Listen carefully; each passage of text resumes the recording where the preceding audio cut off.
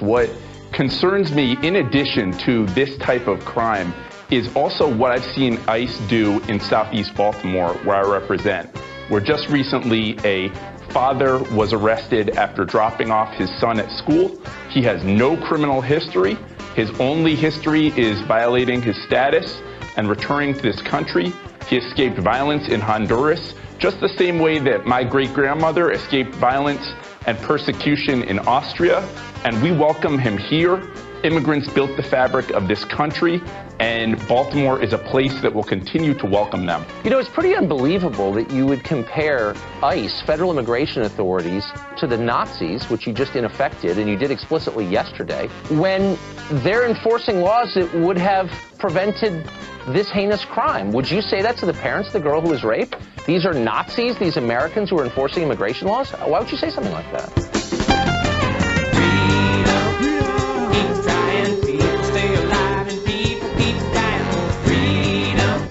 So if you're talking about a city that used to be 1 million people and is now down to 630,000, having folks come here and participate and pay taxes, sending their kids to our school is a blessing, and we welcome those children. And like I was saying, we had a great group come to City Hall yesterday to advocate for their community, to speak out against intolerance, and to help us pass this resolution. And that's why I'm so proud to represent my city on the city council. It's so sad. I mean, maybe your city's depopulating because you had 316 murders last year because you don't take it seriously and you spend your time with frivolous nonsense like this, which doesn't make the city better. But I remember the story of a fellow who was running for office as a Republican, and he was in a rural area and it wasn't known to be Republican, and he stopped by a farm to do some campaigning.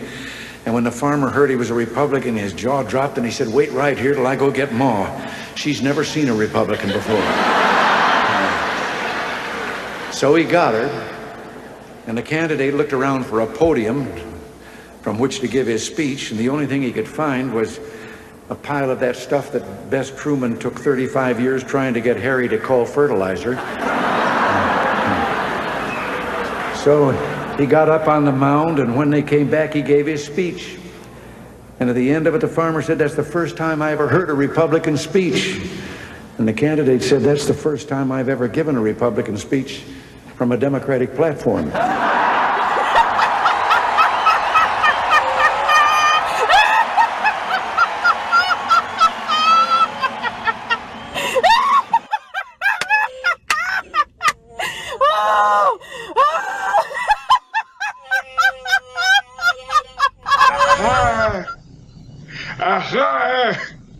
What do you know from funny, you...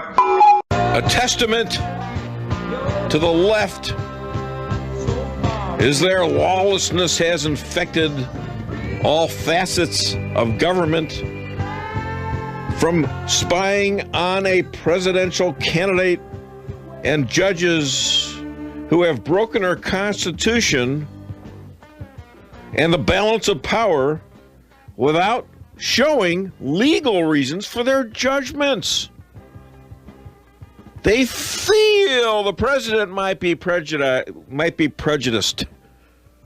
They feel there's emotional pain in refugees, and therefore that's why they rule not based on the law. Their actions are traitorous and they're dangerous. And whatever terrorist attacks happen, blood will be on these judges' hands. Based on the best information we have to date, what our assessment is as of the present is in fact what it began spontaneously in Benghazi as a reaction to what had transpired some hours earlier in Cairo, where of course, as you know, there was a violent protest outside of our embassy sparked by this hateful video.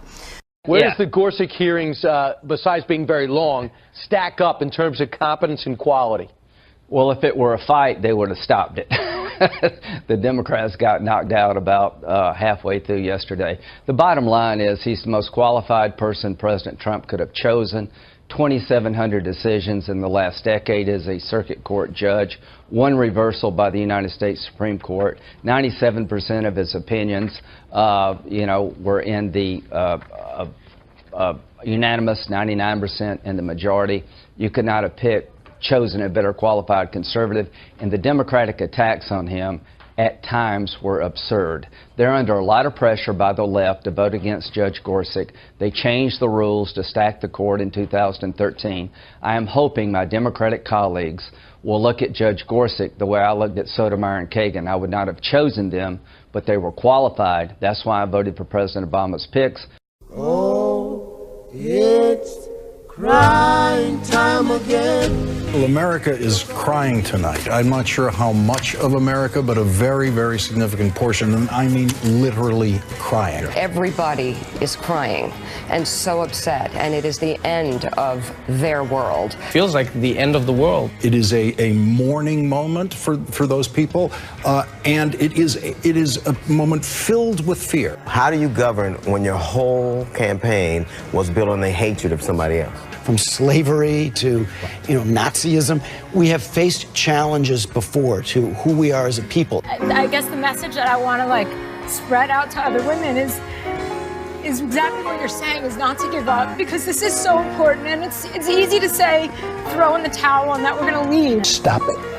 Not my president! Not my president! Not my president! Not my president! I am outraged. Yes, I have thought an awful lot about blowing up the White House. No, you just lost the welfare state. Take to the streets, screaming left Trump's hate.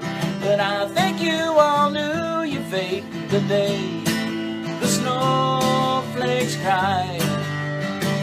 We're screaming bye-bye to the tears in your eye. First Obama, then your mama told you it'd be alright. You better grab a blankie and just squeeze it real tight. Need to get a real life. Grow up, snowflake, get a real life.